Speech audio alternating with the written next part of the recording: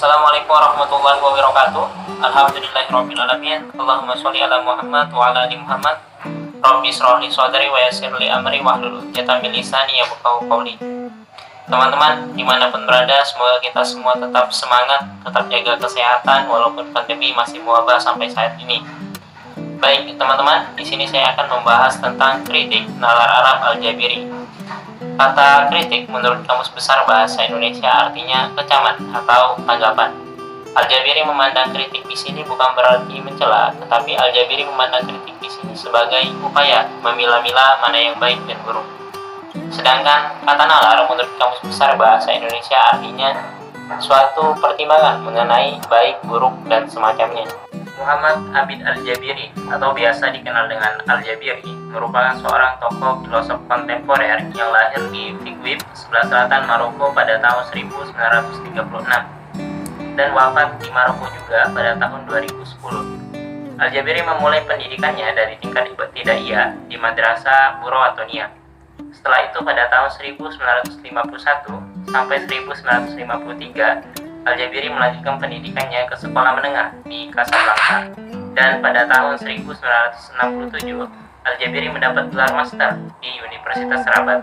Lalu pada tahun 1970 Al-Jabiri mendapat gelar doktor di universitas yang sama. Sejak awal Al-Jabiri telah tekun mempelajari filsafat.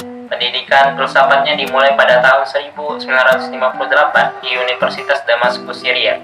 Tetapi Al-Jabiri tidak bertahan lama di universitas ini.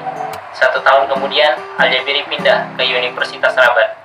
Dan di Universitas Rabat inilah, Al-Jabiri mendapat gelar master pada tahun 1967. Al-Jabiri telah banyak menghasilkan karya tulis, baik berupa artikel, koran, majalah, ataupun buku. Karya intelektualnya dimulai dari penerbitan buku Nahwu wa At-Turatsnya, disusul 2 tahun kemudian dengan penerbitan buku Al-Kitab Al-Arabi Al-Mu'asir Dirasah Nahdiyah Tahliliyah. Kedua buku ini seperti telah dipersiapkan sedemikian rupa sebagai pengantar kepada proyek intelektualnya Al-Naqd Al-Aql Al-Arabi, atau biasa dikenal dengan kritik nalar Arab. Al-Jabiri ini populer dengan kritik nalar Arabnya yang dilatar belakangi oleh Al-Jabiri sendiri tentang kebangkitan bangsa Arab yang menurutnya tidak meraih kemajuan pembangunan peradaban. Baik, kita akan bahas dulu bagaimana Al-Jabiri memandang Turat dan gagasan modernitas. Turat itu tradisi. Al-Jabiri memandang Turat di sini adalah sesuatu yang lahir pada masa lalu, baik masa lalu kita, masa lalu orang lain, atau masa lalu yang sudah lama, atau masa lalu yang baru-baru ini muncul dalam konteks ruang dan waktu. Sedangkan gagasan modernitas adalah suatu yang harus dimiliki oleh seorang intelektual untuk menjelaskan fenomena kebudayaan yang ada. Nah, gagasan modernitas di sini bukan untuk menolak tradisi yang ada, tapi untuk mengupgrade sifat dan pendirian dengan mengandalkan pola hubungan kita dengan tradisi dalam tingkat kebudayaan modern. Al-Jabiri di sini bermaksud untuk menjembatani realitas tradisi Arab dengan modernitas yang dihadapi oleh bangsa Barat. Sebagai pemikir kontemporer, Al-Jabiri memiliki sumbangan penting tentang kritik nalar Arabnya.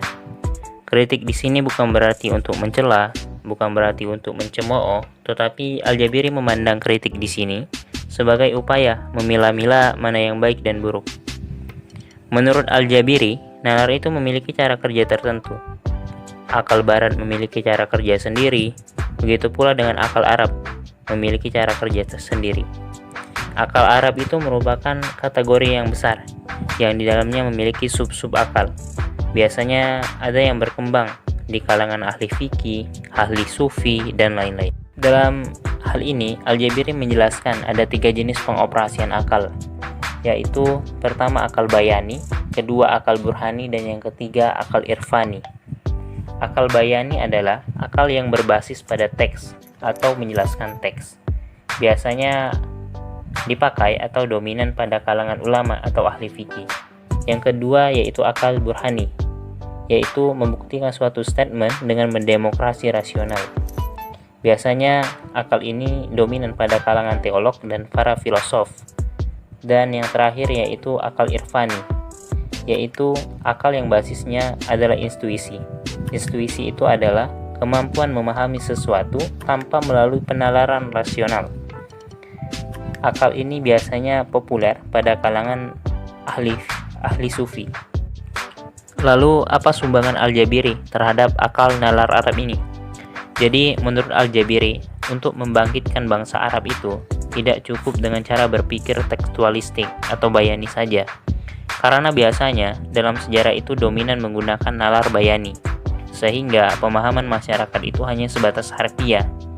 Jadi, untuk membangkitkan atau membangunkan bangsa Arab atau Islam, itu perlu diimbangi dengan nalar-nalar lainnya yang lebih rasional seperti burhani atau akal yang mengedepankan spirit dan intuisi merdeka seperti irfani, dan tidak terpaku hanya pada nalar bayani. Teman-teman, cukup sekian dari saya. Jika ada kekurangan, silakan ditambahkan, dan jika ada kekeliruan, silakan dibenarkan. Wassalamualaikum warahmatullahi wabarakatuh.